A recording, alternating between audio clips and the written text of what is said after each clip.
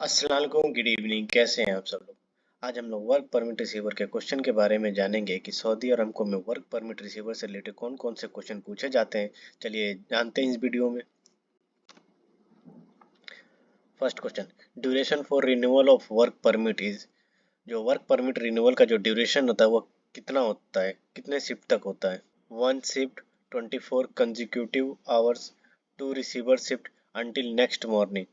तो जो renewal permit का जो ड्यूरेशन होता है वो 1 शिफ्ट के लिए होता है। Who must sign a work permit to renew और extend.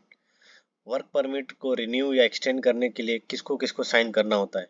The new area foreman and receiver, the new issuer and receiver, superintendent counter sign is required, designated representative and receiver. तो जो वर्क परमिट रिन्यूअल या फिर extend करने के लिए हमेशा जो नया इश्यूअर और रिसीवर का साइन चाहिए होता है। Who is responsible for safety at work after permit has been renewed and या extended। किसकी जिम्मेदारी है जॉब साइट पे सेफ्टी से काम कराने की अगर कोई परमिट रिन्यू या फिर एक्सटेंड कराता है तो। The issuer and the receiver who sign the renewal और extension permit, the original issuer and receiver, the old issuer because he did the joint site inspection, no one after permit has been extended. तो जो responsibility होती है permit extend करने के बाद में या फिर रिन्यू करने के बाद में जो जॉब साइट पे सेफ्टी के लिए वो नया जो इशूअर आया हुआ है और जो रिसीवर ने साइन किया हो परमिट पे या रिन्यूअल एक्सटेंशन पे। When can a receiver leave the job site. Receiver जो होता है वो जॉब साइट कब छोड़ सकता है। No, he can not leave the job site. He may close or transfer permit to new or another receiver when gas test reading is 00 LEL. Yes, when issuer give permission। तो receiver जो होता है वो job site को छोड़ नहीं सकता है। वो एक ही सूरत हाल में छोड़ सकता है जब वो अपना परमिट जो है किसी को किसी अनदर रिसीवर को डेलीगेट करेगा या फिर ट्रांसफर करेगा। To whom the receiver can delegate hand over the permit when leaving the job site। जो रिसीवर होता है परमिट रिसीवर वो अपना परमिट कब डेलीगेट कर सकता है और हैंड ओवर कर सकता है को कर सकता है जब वो जॉब साइट को छोड़ता है या फिर कहीं और जा रहा होता है। Certified issuer, senior craftsman, supervisor और foreman can only be close और ट्रांसफर टू सर्टिफाइड रिसीवर। जो परमिट है वो डेलीगेट सिर्फ या फिर क्लोज करके वो रिसीवर जॉब साइट को छोड़े या फिर अपना जो परमिट है वो ट्रांसफर करे सर्टिफाइड रिसीवर को जो सऊदी अरब को सर्टिफाइड है। Can a renew permit be transferred. जो रिन्यू कोई अगर रिसीवर ने परमिट को रिन्यू कर दिया क्या वो उस परमिट को ट्रांसफर किया जा सकता है। Once there is no new permit copy is available, yes but only for 1 shift, no. Already renew permit can not be transfer after taking sign from unit format. तो जो रिन्यू परमिट होता है उसको transfer नहीं किया जा सकता है अगर वो एक्सटेंड कर दिया गया है तो। Who is responsible to take counter sign of the other issuer और डिपार्टमेंट। किसकी जिम्मेदारी होती है काउंटर साइन लेने के लिए ईश्वर या फिर डिपार्टमेंट कोई भी रिस्पॉन्सिबल डिपार्टमेंट से। मेंटेनेंस पर्सनल, ईश्वर, डेजिग्नेटेड रिप्रेजेंटेटिव या रिसीवर। जो काउंटर साइन के लिए ईश्वर या फिर डिपार्टमेंट से जो साइन लेने का जो जिम्मेदारी होती है वो परमिट ईश्वर की होती है क्योंकि परमिट ईश्वर ही जो काउंटर साइन किसी दूसरे ईश्वर से ले सकता है।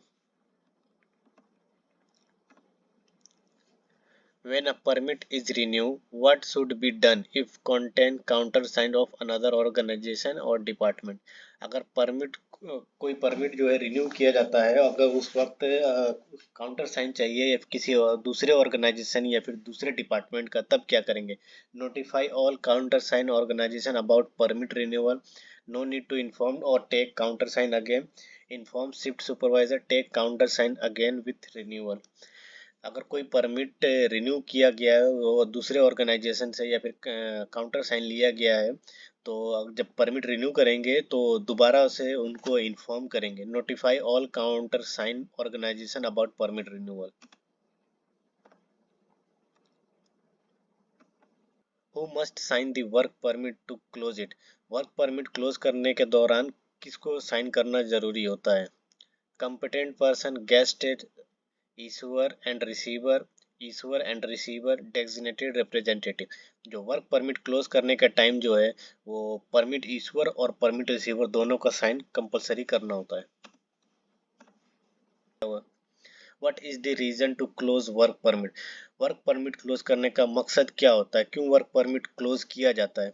To communicate the status of work, to allow gas test to be taken, to make sure that work site is left safe in safe condition, to stop work. तो जो work permit close करने का जो main मकसद होता है कि जो हमने साइट पे जॉब स्टार्ट किया है वो सेफली हमने उस जॉब को कंप्लीट किया हुआ है। तो इस answer to make sure that work site is left safe. Which is Saudi Aramco approve personal single gas monitor? जो सऊदी अरामको का जो पर्सनल सिंगल गैस मॉनिटर है वो कौन सा अप्रूव्ड है? Any calibrated gas monitor, T40 रेटलर, TX1, MX4। तो जो सऊदी अरामको का जो approve personal single gas monitor है वो है T40 रेटलर। ये अरामको में हर जगह पे अप्रूव्ड है, ये GI में भी मेंशन किया हुआ है।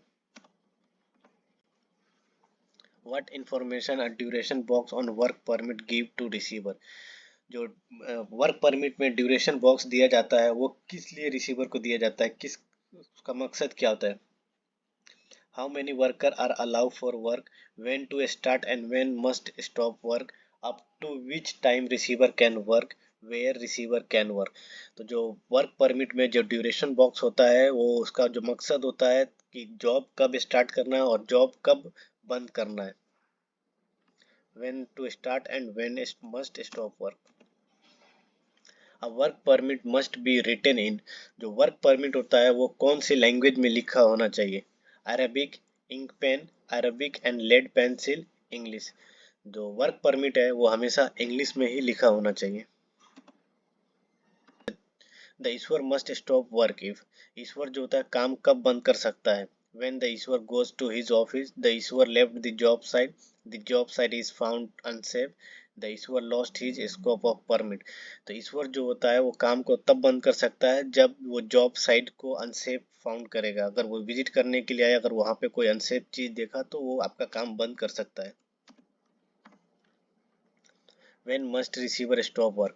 रिसीवर जो है वो काम कब बंद कर सकता है? He cannot find the issuer, the work site become unsafe, the designated representative must leave, the issuer leave the job site। तो जो रिसीवर है वो अपना काम कब बंद वो कर सकता है? जब वो उसका जो जॉब साइट है वो अनसेफ हो या फिर कोई अनसेफ कंडीशन या अनसेफ एक्ट हो रहा है, तो रिसीवर को रिस्पॉन्सिबिलिटी अथॉरिटी है कि वो अपना काम बंद कर सकता है। What must receiver do if he stop work? Receiver क्या करेगा अगर उसने अपना काम बंद कर दिया? तो वो रिसीवर उसके आगे क्या करेगा? Tell the designated representative, tell the senior craftsman, tell his immediately supervisor, tell the issuer. तो अगर रिसीवर ने अपना काम जॉब साइट को स्टॉप कर दिया हुआ है तो उसका जो नेक्स्ट रिस्पॉन्सिबिलिटी है कि वो ईश्वर को अपने काम के बारे में इन्फॉर्म करे कि उसने अपना जॉब साइट बंद कर दिया।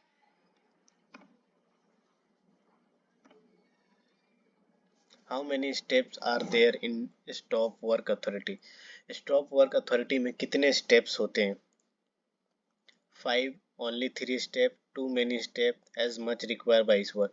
तो जॉब साइट स्टॉप करने का जो अथॉरिटी होता है, जो स्टेप्स होते हैं वो 5 स्टेप्स होते हैं। Which sequence is correct for stop work authority in Saudi Aramco?